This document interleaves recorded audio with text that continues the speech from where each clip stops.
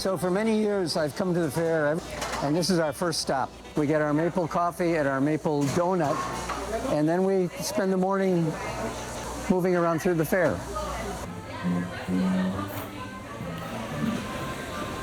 It was 1976. I spent 10 days out here working with people to make photographs. And what I loved about the fair was, at the fair, everybody loses that sense of decorum. And so people were more than willing to come in and make a picture with me. This was the first time I had ever really enjoyed making pictures with people. That wasn't the kind of work I'd been doing, and in many ways it's the start of where my work went over the next 3 decades. The fair gave me a license where I felt okay about pointing a camera at someone. In fact, I found they enjoyed it, and it was a breakthrough for me.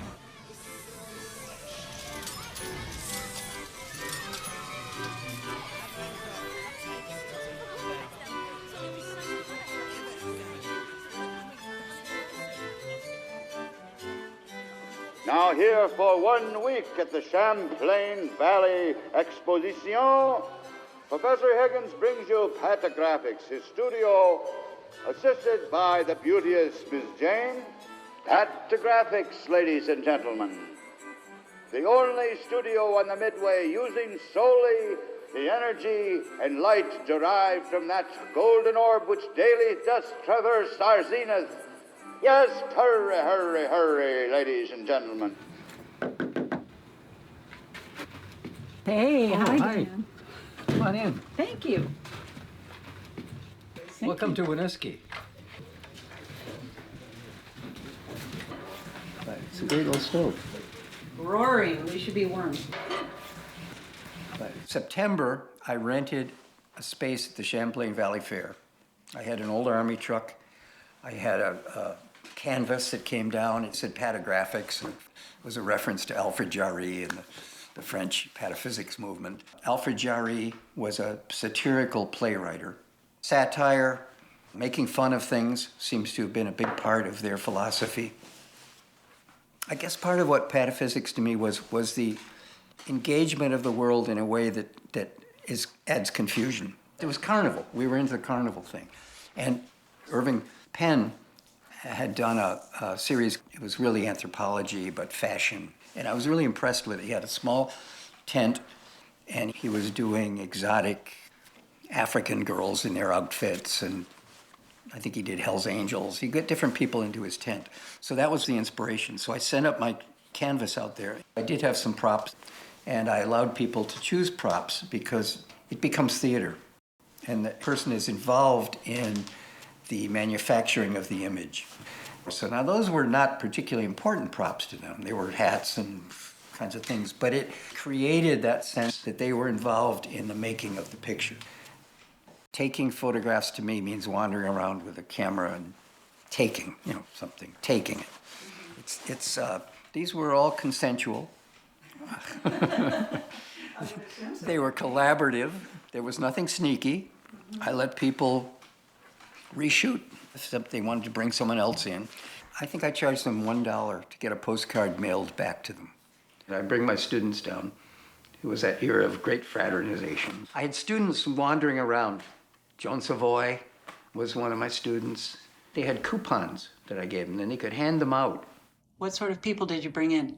Oh, all kinds. It was full spectrum of humanity at the Champlain Valley Fair. There was a group of people that had come from a nursing home. and Savoy or someone had said, well, you should go down to the Patographics Photo Center. Photographs are free today. So I look around, and there's like 6 or 7 people in wheelchairs all lined up waiting for a photograph. One of the things was called the pig with the human foot. And this little pig had been born with 5 digits. And they loved this pig. I think we did a picture with him and the grandchildren. So hanging out there and getting to know all these people who sort of were part of the fair. And then people would ask me if I would do a picture for them, like Buttons, the world's smallest horse. On the painting, it looked as though the horse could stand in your hand. The horse was actually the size of a dog. So they wanted me to make a picture of them with their horse for promotion purposes, which was great. I think it was a 10-day fair. And it was really, really fun. Whatever the project is, it has a logic of its own. And being at the fair, it was about exaggeration. That's where the tape came from. My friend Earl came out.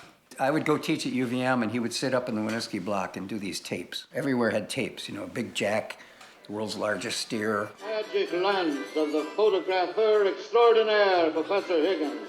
For 1/100th of $100 bill, Professor Higgins, who has photographed the crowned princes and kings and queens of Suriname, the Shah of Pashba, and other notables. Professor Higgins has been known to photograph 1,000 blades of grass in one setting.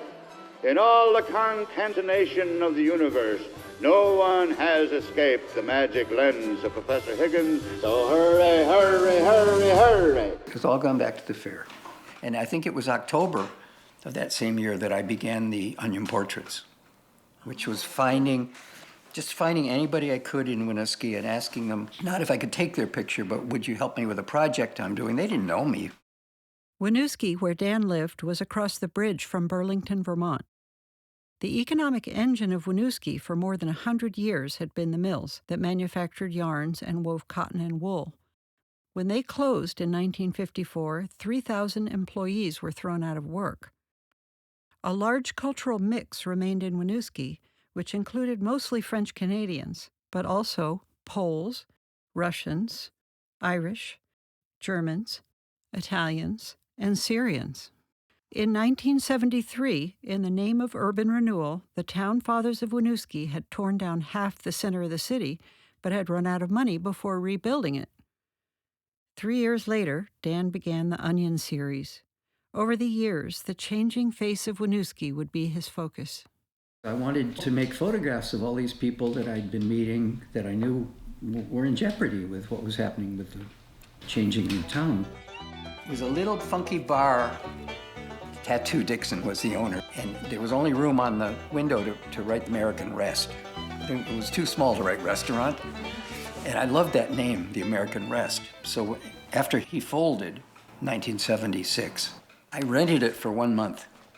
And that's when I asked all the artists that I knew to join me for 1 month on the American Rest project. I asked that each of them, during that month, make a piece of art in whatever medium that was their response to Winooski.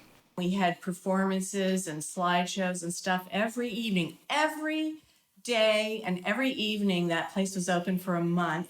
I did a series of collages and I took photographs in Winooski, what was then Forest Hills Factory Outlet. This is a picture of the Winooski block where Dan lived. I have something odd going on in each window. The one Dan liked the best was of Henry's Cafe. And Winooski was kind of rough back then, and there were lots of fights and stuff.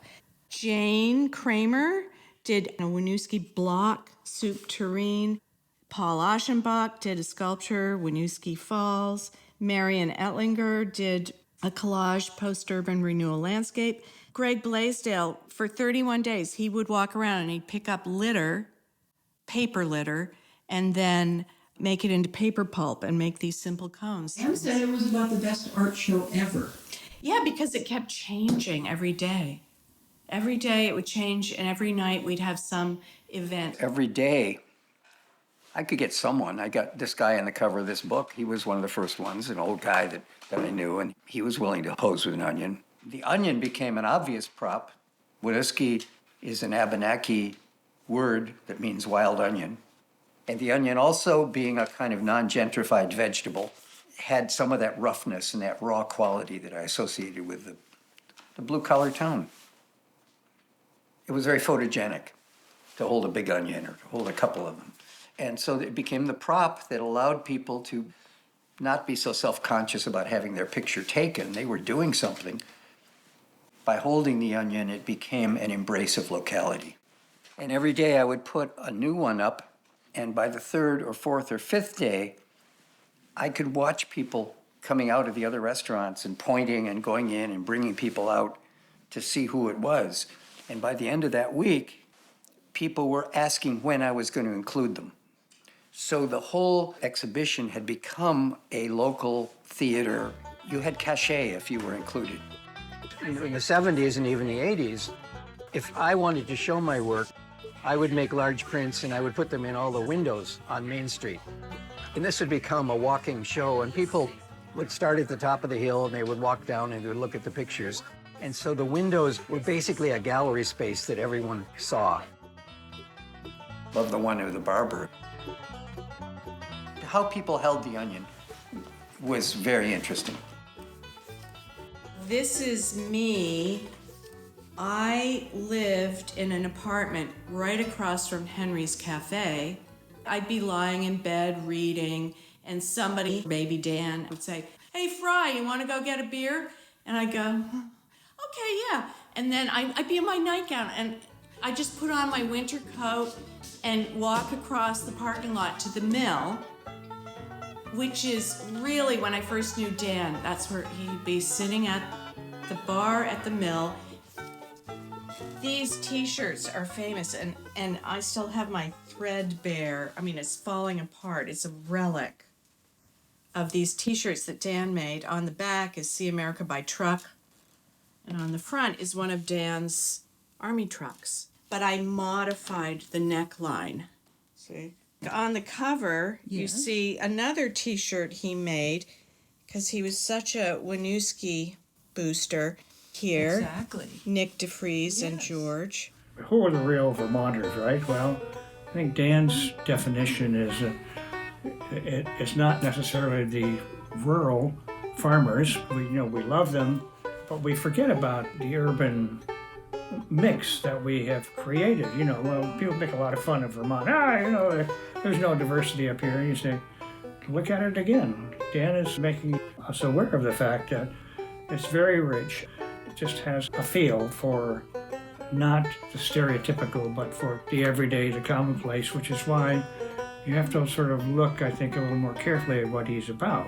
I say, oh, well, this is the Girl Scouts from Winooski. Well, begin to look at the individual characters and the interaction. It had the magic of both, the making of the photograph and then the exhibiting and creating the dialogue.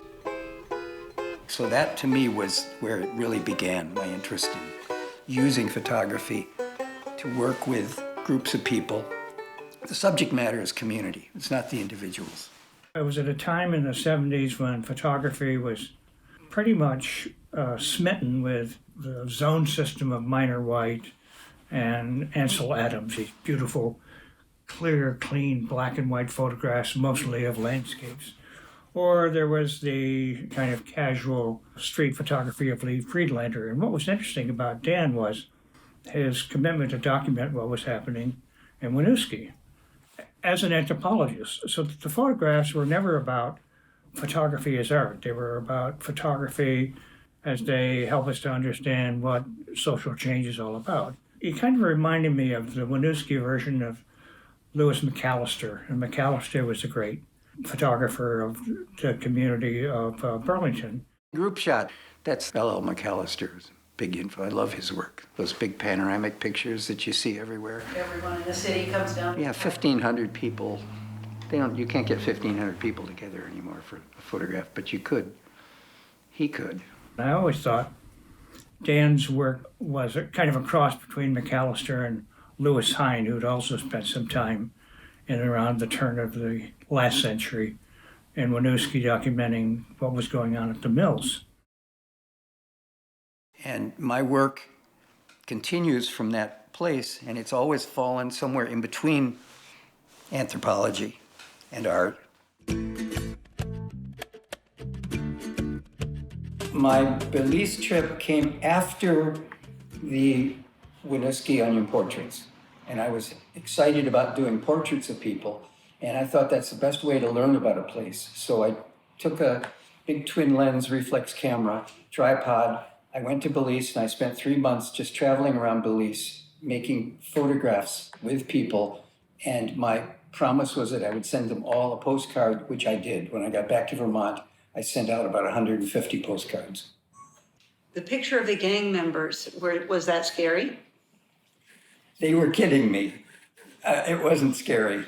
They were just surprised that this white guy would go off into the woods with them to make a photograph. what if we steal your camera? And I said, well, I was sort of assuming that might happen, but I'd rather you didn't hurt me. No, it was joking. Belize was the same size as Vermont. The population was the same. But in Belize, you have the Mayan people, you have the Creole, the black English-speaking African. Belize, by the way, at that time was British Honduras. It hadn't become Belize. And you had the Mennonites that do all the farm work. And I wanted to explore as many of these different groups as I could because unlike Vermont, which was so homogeneous, here was this amazing place that I had no comprehension about what I was doing there. And that was really exciting. When I was in art school and when I was studying anthropology, narrative was a bad word. The social sciences in the 1960s, the emphasis was on quantitative data. Out in the Midwest, in Michigan, the art professors were all looking to New York. They were looking to abstract painters. That was real art. Narrative was kind of kitschy. You know, you don't paint things the way they look. And I was doing political posters. I was doing big lithographs during the Vietnam War. And when I was in Ann Arbor, much of what I did graphically was, in my sense, pataphysical. And so it didn't fit at all into what art was considered. I became very close friends with a professor that taught lithography. He actually hired me to assist him doing stone lithographs. And so I was doing a lot of that, and he said, you know, if you would take another semester, you could get a degree in art, an MFA. So I did it, and I actually have an MFA. I was doing archaeology in the 60s, in the summers. One of the things we did in both Michigan, Ohio, Upper Peninsula was called survey work, where you would be sent into a community to try to find out from local people if there were any known sites where farmers had run their plow through something and found ceramics, let's say. So when I was working in Kelly's Island, Ohio, I rented an airplane and a pilot, and I went up over the island and I made aerial pictures.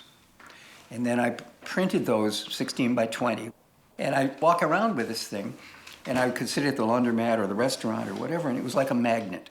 People wanted to come and look at it. They would first of all find their home. Oh my God, our roof looks really bad. The neighbor told us, blah, blah, blah. So one of the things that fascinates me about photography, and it's an important part of it, is how easy it is to get people to look at a photograph and tell you what they see in it. I mean, that's magic. That doesn't happen with a drawing.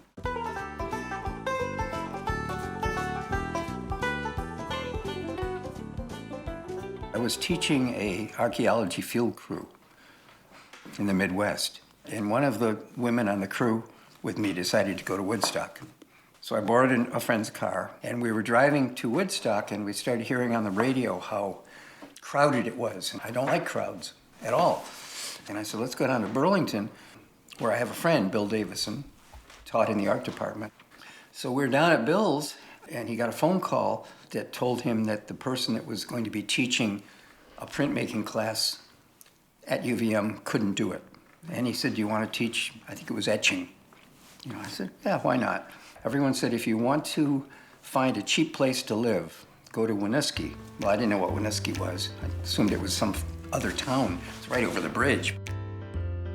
Ever since the mills had closed in 1954, Winooski had a lot of people out of work and a lot of vacancy.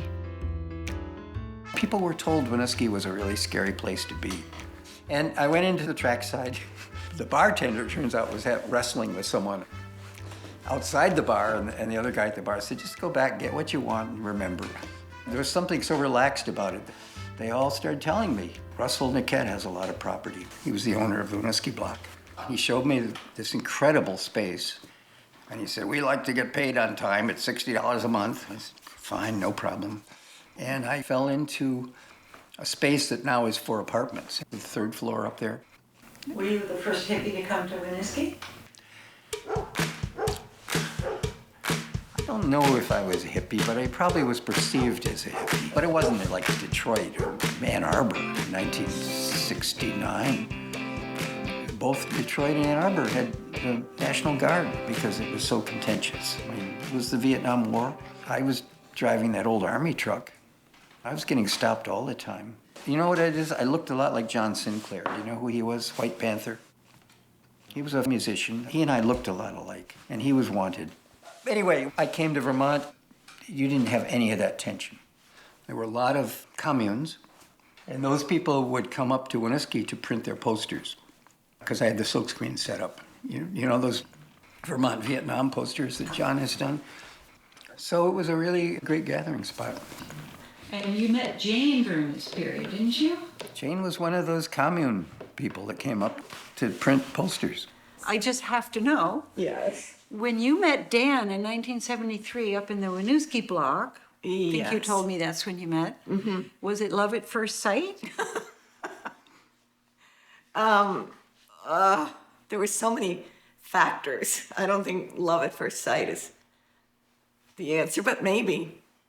Sure, I'll say yes. Yes, okay. You don't have to say yes. I didn't see him first. I mean, I saw him up at school, Yes. you know, up at the university, because I was taking that ceramic course from Hideo Okino.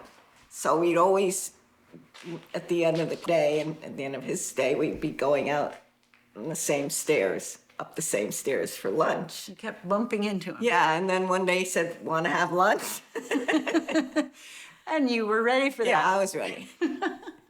You already had Rain, right? I think Rain was yeah. 3 or so. Yeah. So that makes things more complicated. No, it was fine. It was. Yeah. Okay. She liked Dan. She thought Dan was the cat's meow.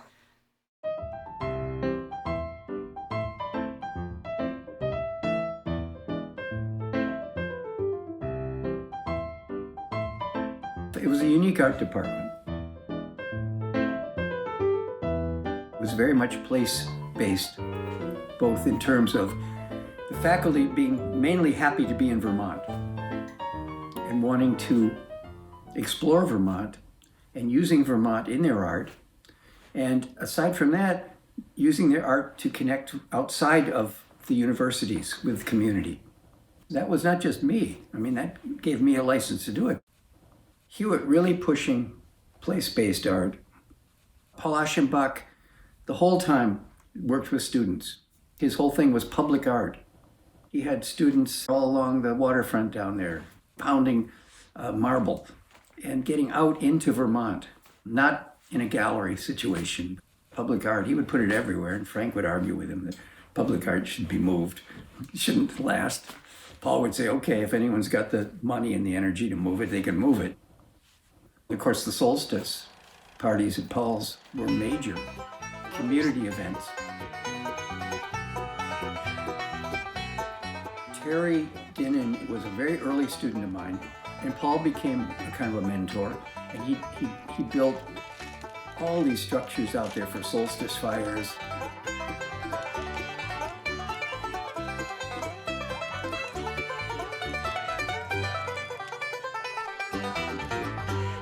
I think it was around 1971 or 72, the various universities were starting to adopt photography as an academic area. It's questionable. I questioned whether that was a smart idea or not myself at the time. But some universities were bringing photography in for English departments, for journalism. The art department decided they wanted to teach photography. I set up the dark room and I was able to start teaching photography as a class.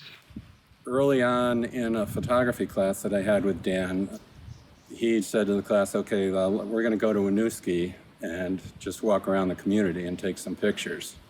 He basically turned us on to the incredible culture that was in people's backyards. And this was before people really got forced out of the center of Winooski. When I first arrived at UVM, I heard Winooski was basically the pits. So then you go there with Dan, who was living there. He just really opened me up when it was still possible for that to happen. One of his first projects was like, okay, put down your cameras. We're going to build some cameras out of cardboard. The attraction of pinhole photography is that basically a camera is a box. It takes away the mystery and the mystique of all these automatic cameras and all this f-stop business.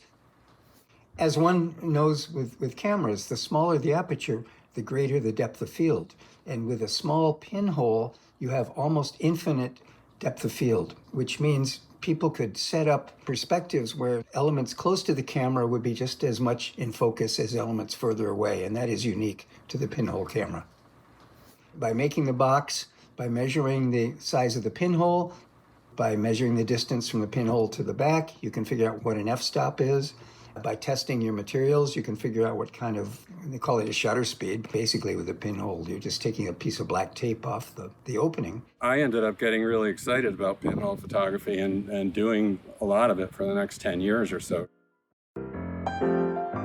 I came to UVM as a student, and at first I was like, he's cool.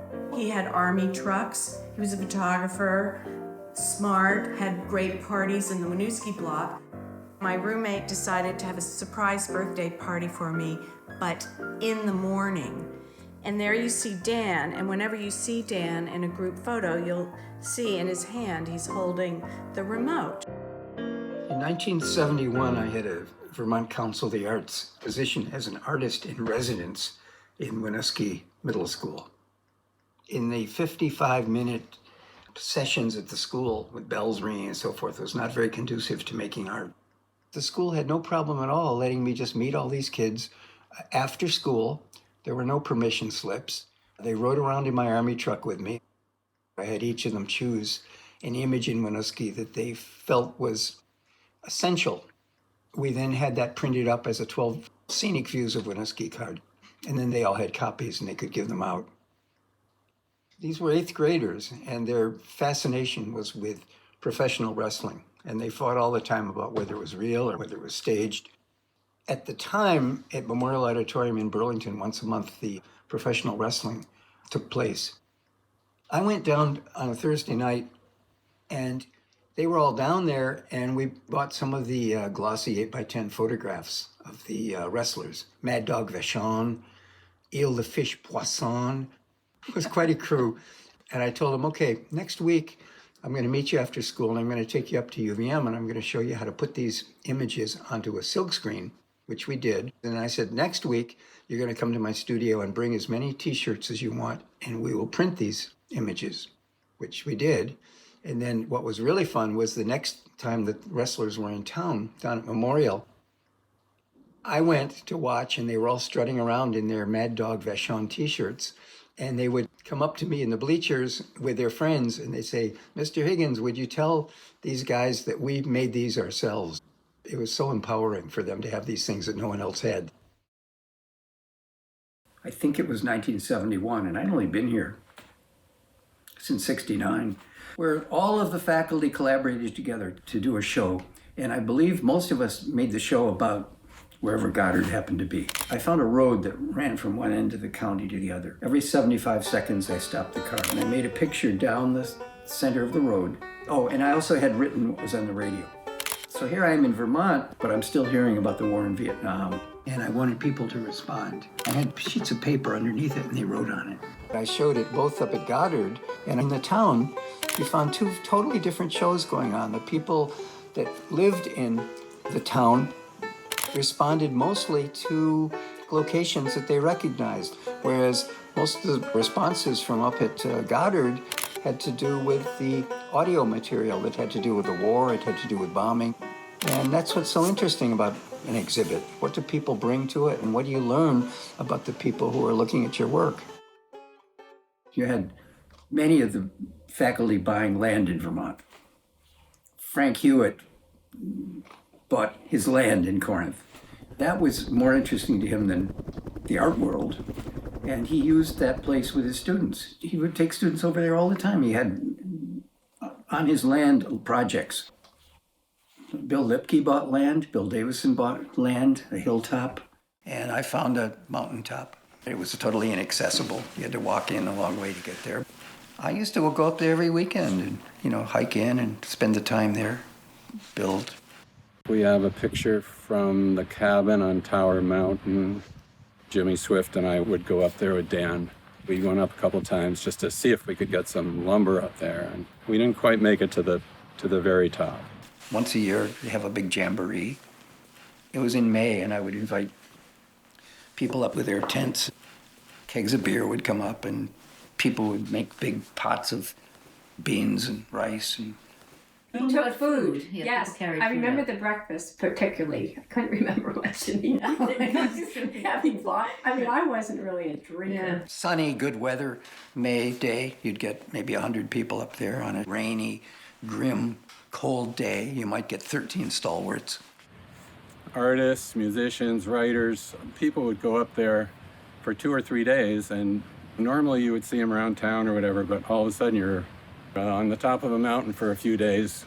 One of the things I think is really important about Dan, he really, almost more than anybody, nurtured the community.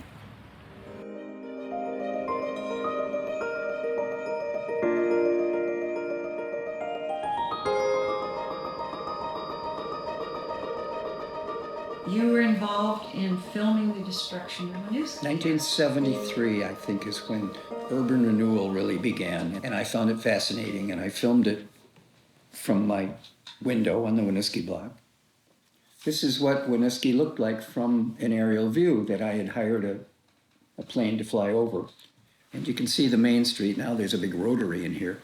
This whole east half of Main Street was torn down. The urban renewal area before construction looked like this. It's the kind of neighborhood that most places in the country aspire to having in their downtowns. These photographs here that were compiled by Dan Higgins, you can see what Main Street looked like before demolition. On the left, most of these buildings still remain. On the right, this is the site of the urban renewal area, and these are the buildings that were actually destroyed. And you can see there's very little difference between the two, but this was part of the area selected by Winooski for demolition.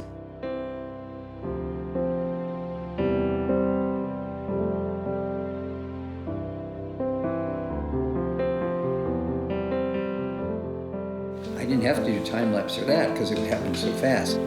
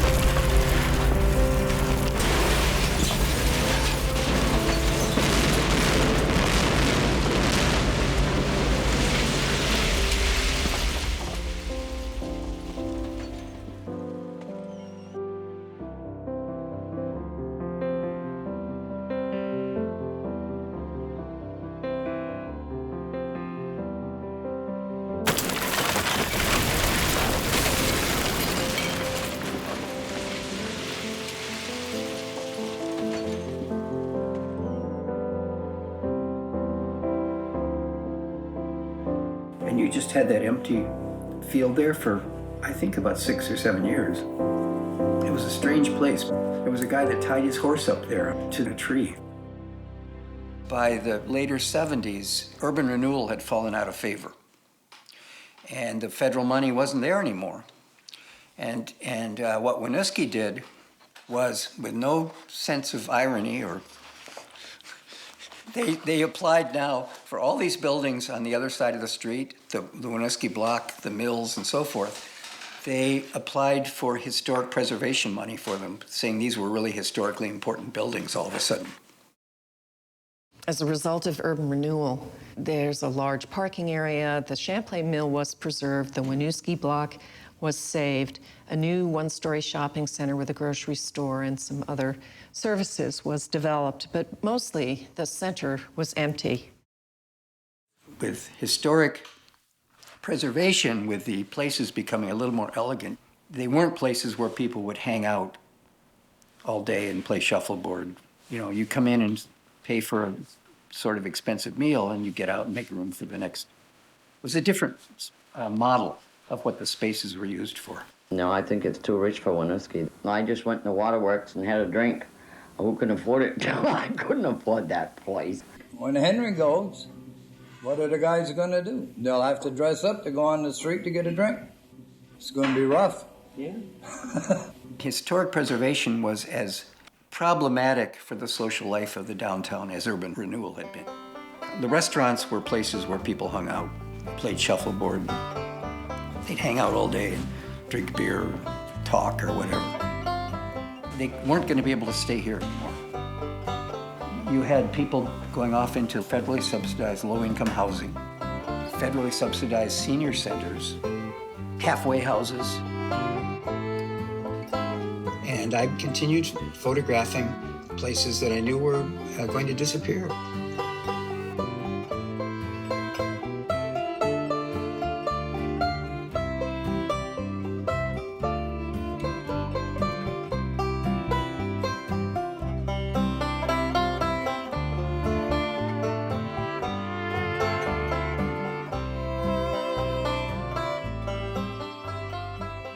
A lot of the mix that you had in the 70s, it was artists, it was people not on great income.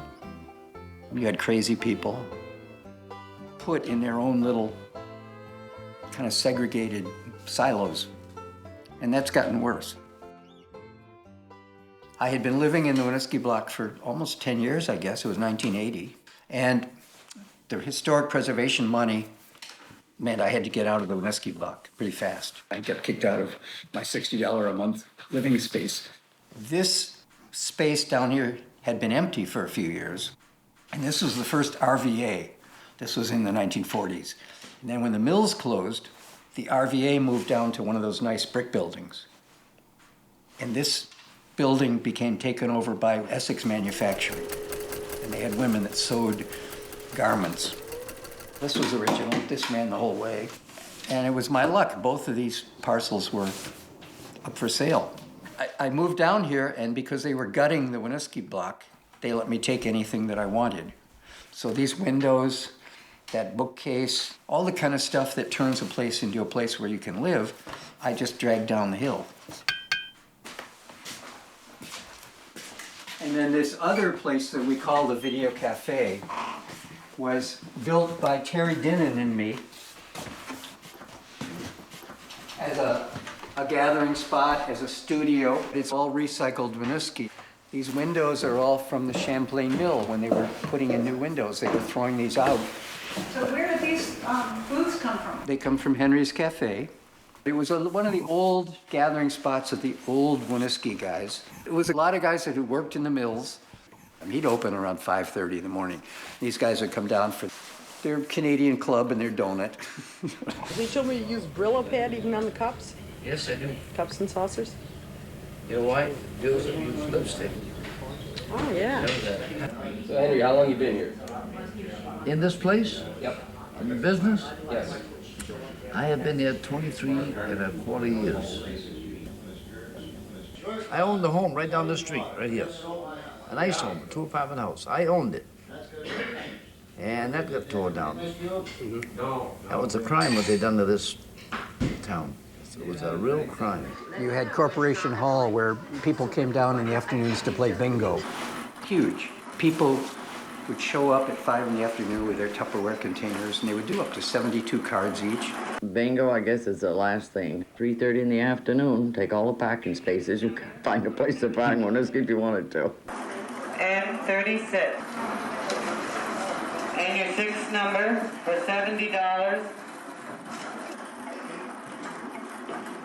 is 061. We have a bingo. And they smoked like crazy in there, and so eventually the place burned down. 1984.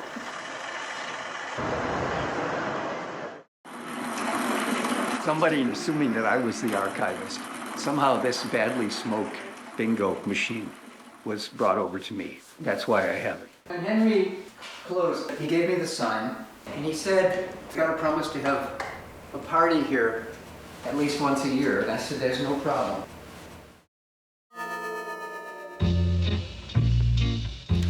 This is where you used to host Halloween parties. This was the site of the Halloween parties. They started in 1980. Winooski was the central focus of Halloween. Everyone came to Winooski. There were 3 major parties. So I put a little sign out with a flashing light saying photo postcards. And so people were flocking into Winooski. Hundreds of people would come through. This was my father and me. He didn't have a costume. That was Halloween 1980. And that was the start. I did it for 9 years.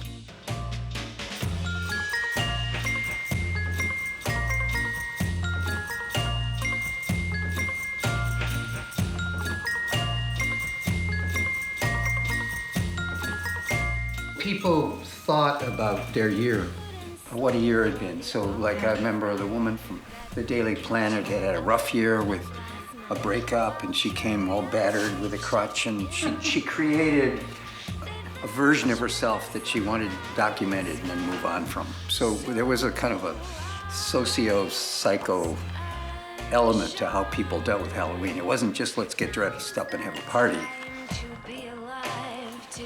You know, people, there was transgender.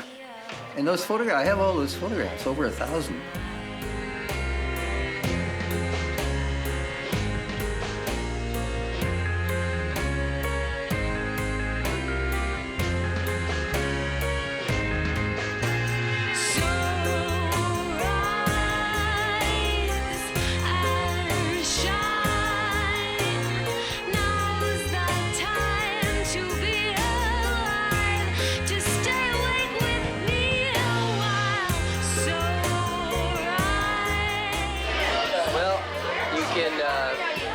You can pay $5 and be sure to get a postcard. Where'd my notebook go? There's too many people.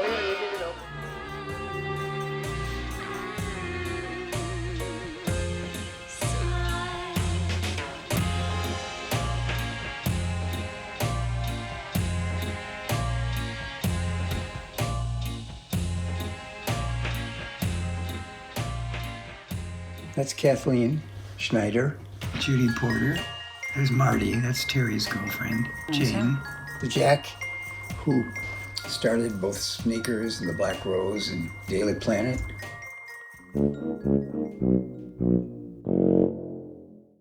1984, CCTV was 1984. Public access basically started right here. And it was Lauren Glenn Davidian. She had graduated from UVM in anthropology, I might point out. And I ran into her because I was filming things like the inside of Henry's Cafe. I had decided I was going to do my anthropology thesis on the changing life of Winooski. So everyone said, you have to go talk to Dan Higgins because he's Mr. Winooski. We were kindred spirits immediately. And I was so interested in the work that he did, how he used art to build community. So he and I started to document these stories. She's the one that knew that if you pushed the right buttons, you could get the cable companies to open up public access. There was no public access. I quickly assembled a group of people and went to the Public Service Board, and the Public Service Board required the cable company to provide funding and channels. They gave us a channel. We got our own equipment, and we started to produce these programs. The first program, we were all gathered to watch the cable company hapless person who had to put the tape in on some other location, and they just couldn't get the tape in. We were all there to watch this 8 o'clock premiere. Something would go on, it would flicker, and it wasn't until 9 o'clock actually that they got our first tape in there. So Dan was involved in the very first programs that we produced in 1984. People would gather here with their videotapes.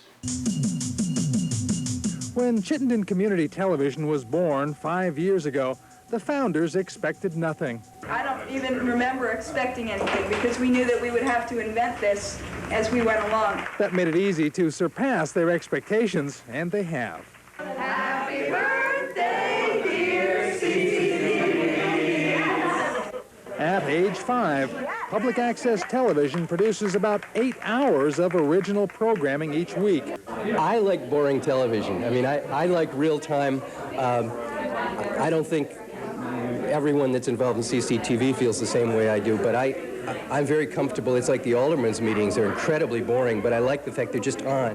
This is not a place where you would find Dan Higgins. He dislikes studios so much, and I have to agree with him, is that they're the most deadening places to actually show what's happening in a community. The show was Winooski Live, and I said, every episode, once a month, let me have 30 minutes of video that's shot in the community.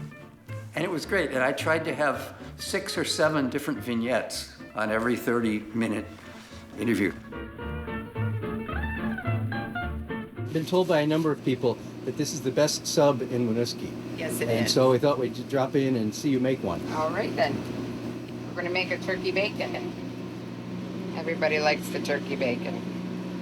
So how many of these subs do you put out in a week?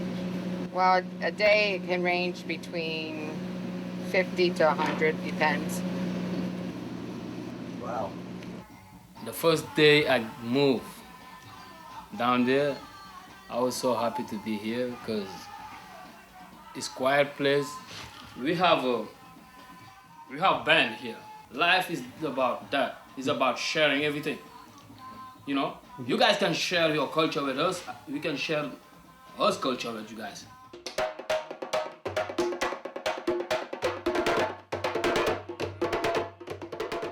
And we have parties for years. We had them at the Video Cafe. The Video Cafe is our home and our birthplace. The other thing is that June 13th is also Jane's birthday. They were always coinciding.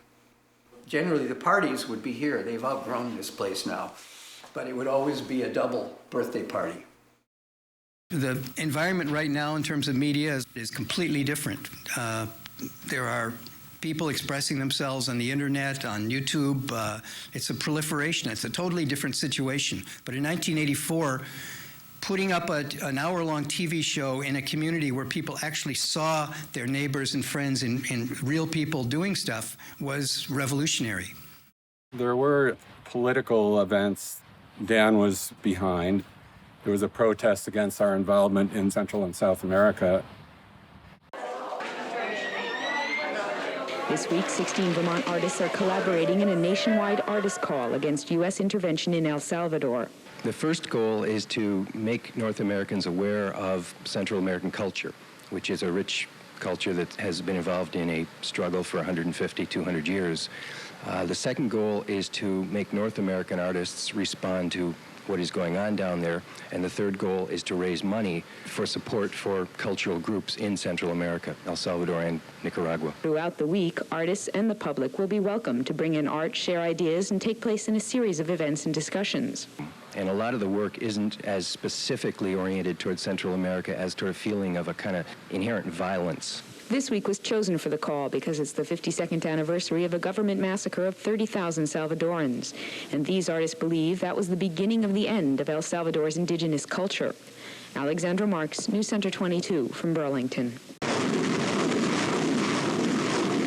Since 1853, the United States has invaded Nicaragua 14 times. Did you order this? What is it? Well, actually, you're paying for it, so what I'd like you to do is give you a menu. This happens to be the United States intervention in Central America. The helicopter, the military, and we keep gearing up for more. What's your response been so far? I've ran into a pretty positive response. People are willing to listen. One gentleman who was still concerned about communism and the fight over communism, so we talked a little bit about that. Hi, did you order this? No. Well, you've been paying for it. In 1984, the City Council proclaimed Burlington, Vermont, to be the sister city of Puerto Cabezas. This port community of 20,000 people is on the isolated Atlantic coast of Nicaragua.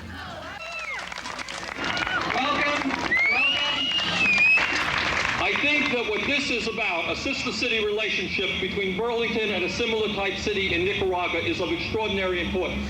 We will be able to stand up definitively for peace and for the needs of the people rather than for war and destruction. My interest in Nicaragua began in 1979 with the Sandinista Revolution. They overthrew the Somoza dictatorship, which had been supported by the United States, and they set up a socialist government. And when Reagan became the president in 1980, he saw this as a communist threat to the hemisphere. Reagan was secretly selling weapons to the Iranians to pay for the Contras to go make life as miserable as possible for Nicaraguans. All of the media in the 1985 and 60s, you couldn't pick up a newspaper without some story and photograph about the war in Nicaragua. We didn't learn much about our sister cities. My plan was to photograph the same social situation in Burlington as in Puerto Cabezas. And I started with a list of what I thought made up a community. And the idea was to make photographs that would be seen as pairs. Here's a place where you get coffee in Burlington, the Oasis Diner, and they're posing.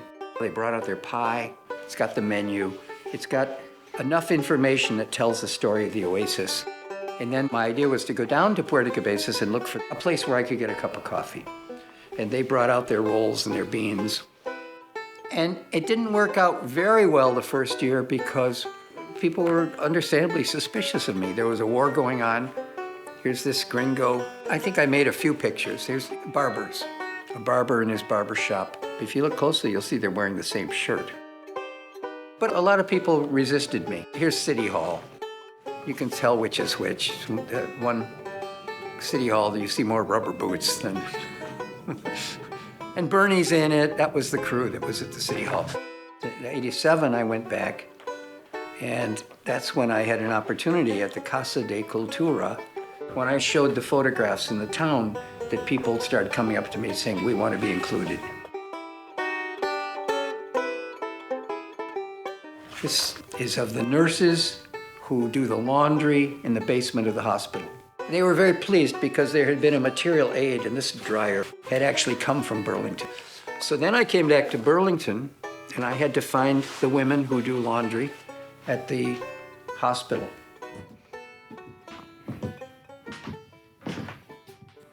Where are you, Dan? Back here. Oh my God. In the depths of the basement. Okay. I'm just going to pull out random samples. All right, that's acid rain. Acid rain, acid rain. This is Sister City stuff. Some of them are in color. And my feeling was that cab drivers have a lot more in common than the Cold War rhetoric, how different these people are. In Burlington, the skateboarders were demonized. And in Puerto Cabezas, the shoeshine boys had a similar irritating responsibility. You know, there was a woman in Burlington that was called the hot dog lady.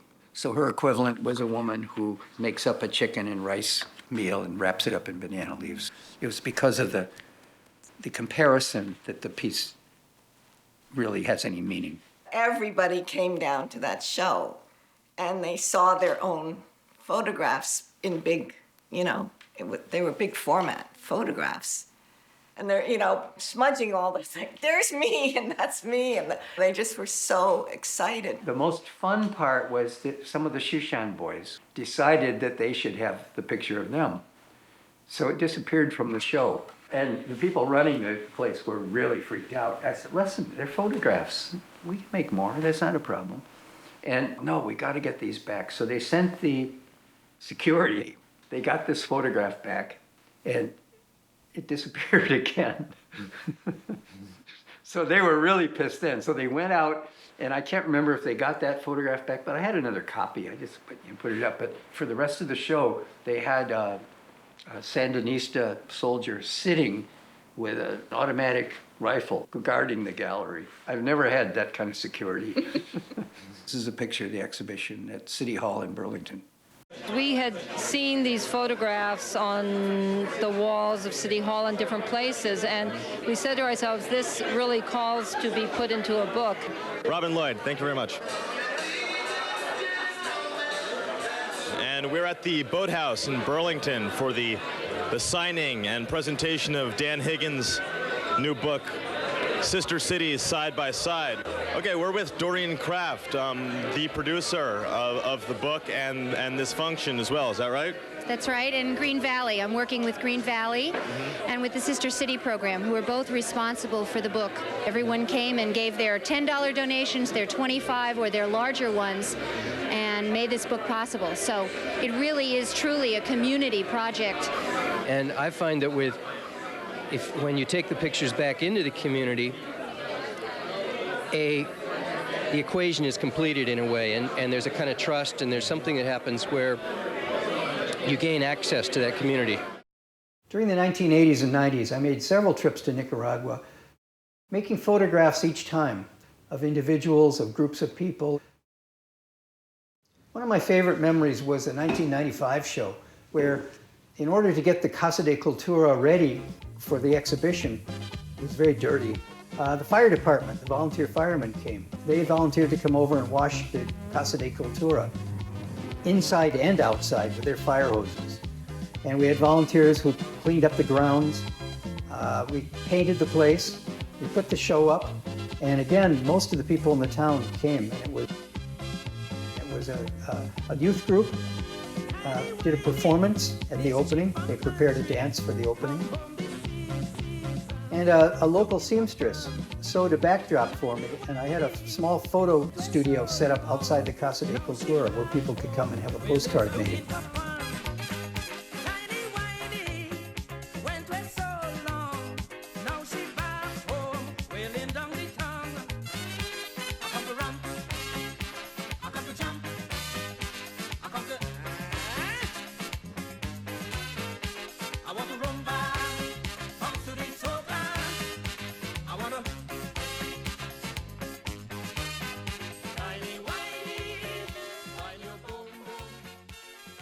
The Autonomous University Huracan had been formed a couple of years earlier with the mission of documenting and celebrating the multi-ethnic nature of the Atlantic coast of Nicaragua. So we went down in the year 2000, got some help locally. We bought 5 video cameras, we got an editing deck, and Huracan ran an ad on the radio saying that anybody who wanted to learn how to do video work should come to a class that I would be offering. And 19 people showed up from the students and the community. I first began coming to Puerto Cabezas 15 years ago. Comencé a viajar a Puerto Cabezas desde hace 15 años, cuando recién comencé. The students went out with cameras and brought back images of people cooking, fishing, making wabul, watching baseball games, worshiping in church. It's an amazing record of ordinary life from several different communities. One of the assignments I gave was to do an interview with an older person in the community for whom they had respect, to find out what this community was like 50 years ago.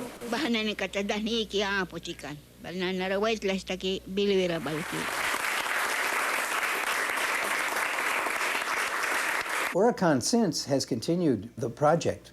These are the young people who produce public access television.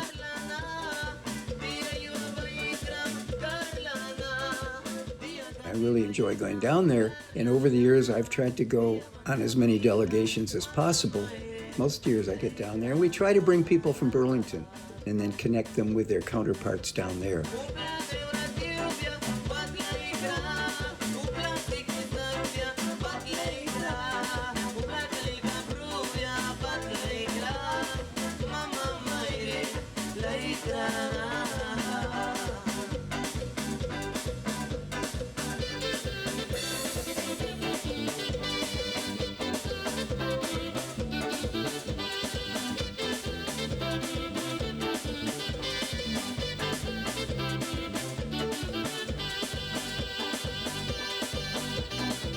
I've found Puerto Cabezas to be like a second home. My working methods are not much different, whether I'm in Puerto Cabezas or Winooski. Of course, in Winooski, much of my photography has been prompted by dramatic transformations of the downtown area. Most of the changes that happen do not take into consideration the social fabric, but has some kind of outside idea about what it ought to be. It wasn't until 2003 that parking lot that was once a vibrant neighborhood was actually developed for housing and offices and apartments. When the town got rebuilt in that same area, I set a time-lapse camera in the same window. In the 1990s, the population of Winooski began to change drastically again, and Winooski became one of the major refugee resettlement areas in Chittenden County. It still is, as far as I know. And a lot of groups are coming in from different cultures and different places. Periodically, I would revisit the onion theme. Now, it's a little different because a lot of these people didn't know what the onion represented. One of the first ones was a series of Vietnamese groups. And I went with Mr. Thuy, who was a Vietnamese man I met up at the school, and he would talk to people, and somehow, I don't know what he would say, but he convinced them that it was really important to be photographed with an onion. That's now that they were living in Winooski. And I asked people to include in their photograph something of the place they'd come from. Here's a picture of a Vietnamese family. I love this picture. It's got the wedding pictures. They're obviously a Christian family.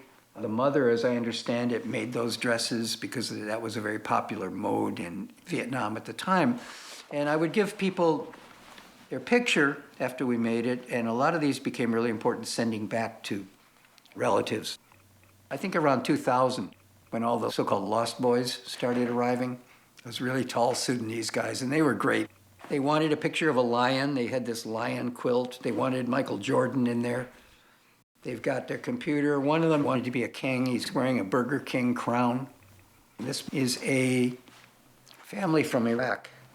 I don't ever show up with a camera. I talk and I show them what I'm doing, and I come back at a certain date, usually a week later. They had gone up to Montreal and gotten the ingredients to create an Iraqi meal. This is a daughter of theirs that was still in Iraq. There's a picture of her on the wall. She's still wrapped in cellophane because it has a kind of honorable place. This is a family that I met through their daughters at the school, the English as a second language. Great daughters, they're from Bosnia. So I met them and I said, oh, I'm coming back next week. When I got back, you can see there's more than 4 people in this picture. These are all aunts and cousins. They had both been in the same refugee camp. They didn't know where the other parts of the family had been sent, and they ran into each other on Church Street, which I thought was really extraordinary. So they've got a picture of their mosque here that was burned down. The aunts all put on their traditional garb. How do you make your first introduction? Well, if I speak the language, it's a lot easier. I show pictures. You knock on the door? Sometimes. But yeah, they brought their extended family. The ritual, I mean, having a tripod gives it a kind of something. And this is a camera that I absolutely love. I really regret not using it more now. It's a twin lens reflex camera. You hold it at your waist, so you keep eye contact. You're looking down this way. It's got dark slides in it that you got to remember to take out, or the film won't get. Remember we did one wedding, and I was one of your weddings, and I thought, oh, God, what if I didn't take the dark? This is a real clunker. It's got different backs that go on it. It's got different ways of putting it together. It doesn't look like a camera. It looks like an Edsel, if you remember that car. and it makes people, it has a very different sense of importance. It's the perfect camera for the way I felt like working. And it is awkward, and you always, did I really do that right? Did I, it's fussy. But it brings a lot of ceremony. It does. People, I think, begin to almost empathize a little with this guy that doesn't know what he's doing. In my last decade or so with the UVM art department, I taught one course called Photography and Community, where we looked at photographers who set up situations. One of my favorite photographers, Milton Rogovan, and he's for years has just worked portraits of people in a small East Buffalo neighborhood and gone back year after year after year. And he's one of the photographers I really admire. That's what this book, Encountering Community Through Photography, is about. These were some of the issues that came out of that class. That was my favorite class. What they had to do was, A, stop taking photographs and make them, where you're some kind of collaborating with someone. And it's theater. You're setting things up. And then connecting and strategizing was the second step. And that's the tricky part, where how do you begin to connect with the community particularly one that you're not part of. When I go into a community, I try to find out what people who are living there find unique or special about their community. And I was drinking coffee at the bagel shop where a number of people referred me to Fern's yard. And that's how Fern's Flamingos ended up in the magazine. Now, constructing the narrative, part 3 was, what is the story that you're trying to work with people to say? You're a director, but you want to have input from the people. But as a photographer, you're in charge of lighting, and sound and listening to squeaky boots, and, all those kind of technical things. That's kind of your job. And then listening input happens during the process where you're putting those photographs out and you're seeing how people respond to them. And generally, if people feel that they can identify with that narrative, they want to be part of it. And exhibiting the photographs is the one where you take the whole body of work, because the work is really about the community, and you find a place to show it publicly. We're walking now over to the Block Gallery Coffee House in downtown Winooski. And what we are going to see are a series of photographs that I have made in collaboration with people who have done postings on Winooski's Front Porch Forum. I was curious to know more about the people that post, what they look like, and then to create an event where possibly all of those people might actually meet each other, which is what the exhibit is about. Almost always when I start a project, I make a book to go around and talk to people about what I'm doing. So this is the first one, actually, Eggs for Sale. I love it because it feels like the Winooski community's really alive. I said, I'd like to photograph you and your chickens. She said, well, I have a husband, I have a baby. This is the picture that we ended up making. I'm lying down in the chicken coop. I will tell you, although not many people know that, the chickens were not behaving the way I wanted them to, and I shot them individually and reinserted them in Photoshop. I'm gonna tell. These are people that had a requiem for a tree. A tree had fallen down in their yard, and they asked if people wanted to come and get some wood for sculpture. This is the Winooski I love. I knock on the door. He says, come on in. I just made a gin and tonic, and I hung out with them for about an hour. And then I came back, and they posed with their tree. These people were making hard cider, and they wanted to know if people had apples. And I'd actually let them come down and have some of my apples. But this is easier because you had the writing, you already had the story. Here's one of my favorites. More beware of dog. I believe you are talking about the only terrier on the street. Someone had badmouthed his dog. You shouldn't be misinforming people. My terrier is a very loving dog. He does not nip, yelp, or go chasing other dogs. There's a woman that posts almost every day, but she spells her name Terry. And that was one of the most fun things at the opening, because a lot of these people, if they're in it, they come. And they would go up to her and they say, oh my God, you're Terry. I thought you were a man. And of course, pedestrian frustration over crossing Winooski's roundabout.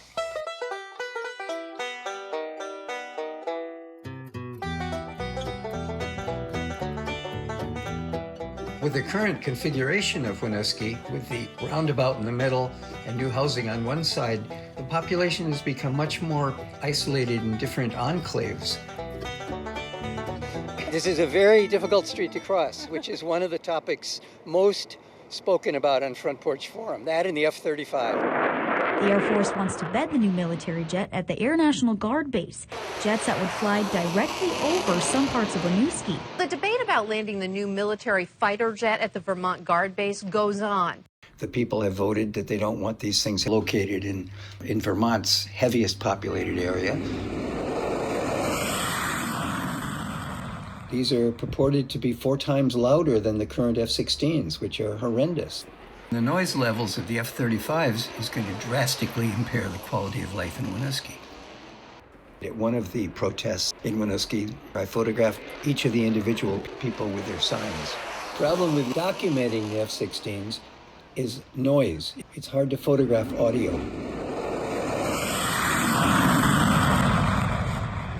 In my video work, I have responded as best I can. I have worked with groups opposing the F-35s.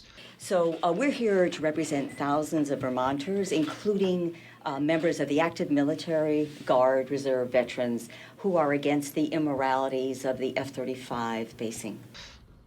I spent a week with Roseanne Greco trying to get Senator Leahy's office to respond to some of the complaints. On the first day, Roseanne and Roger were arrested for refusing to leave the office. Later on during the week, Senator Leahy's office remained locked. Protests took place in the hallway outside the office. This is seen as another example of Vermont's political leaders regarding Winooski's neighborhoods and the people who live in them as expendable. And nobody's saying that this plane has no right to exist. We're saying, please put it somewhere else. That's all we're asking.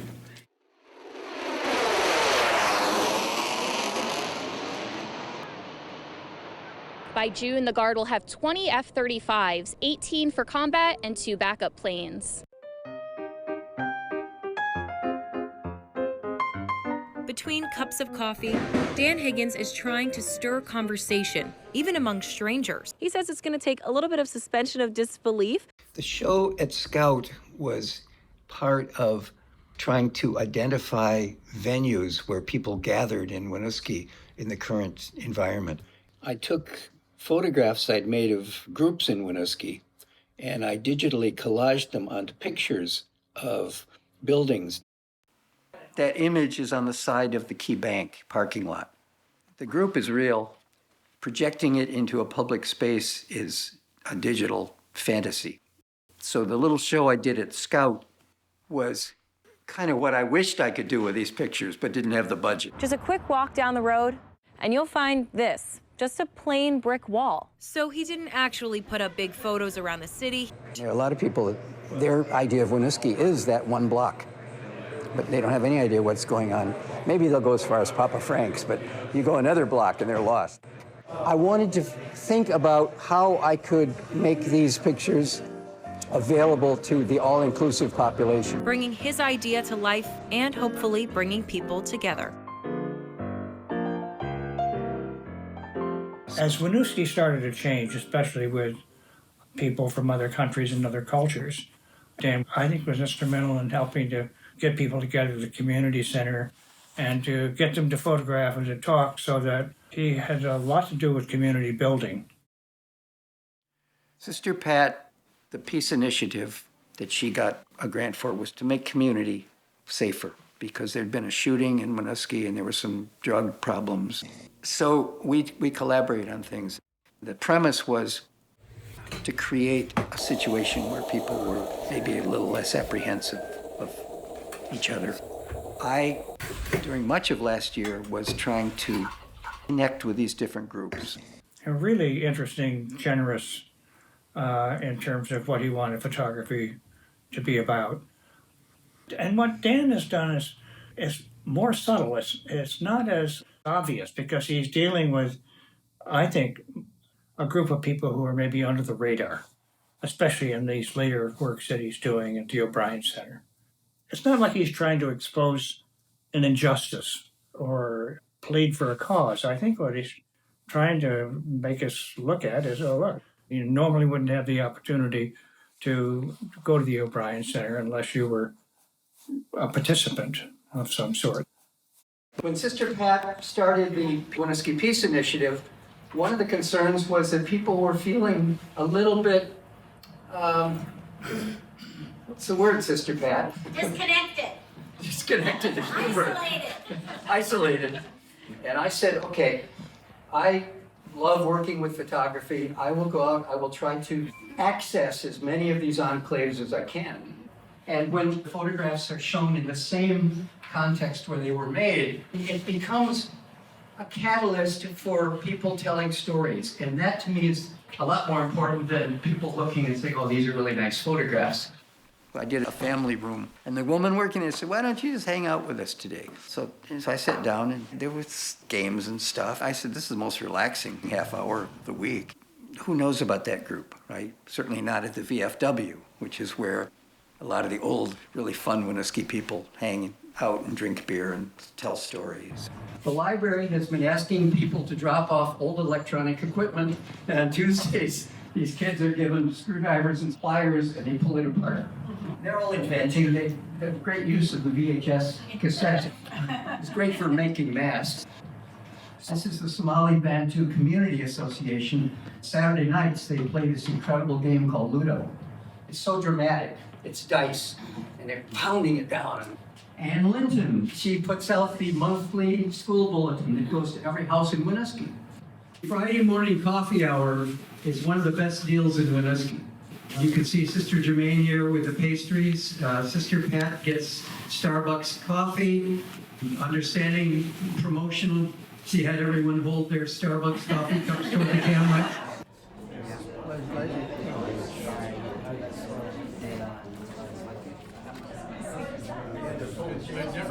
Winooski Farmers Market. I don't know this girl, but I feel like I do, just because of the way he catches her. Everyone is important. They're literally popping out of the photograph. I really feel like they're ready to kind of move out of the picture. And look at all the different people and the different groups and how active they all are. I mean, this makes you love your city. Does anybody back there recognize anyone in these pictures that you could say something about? Yeah. Bonnie, who do you know? I know him. That's my Uncle Maras. My uncle. That's your uncle? Maras.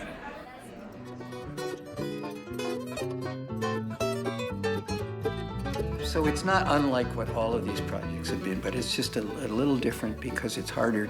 You don't have a common space now where people are all walking past the same windows.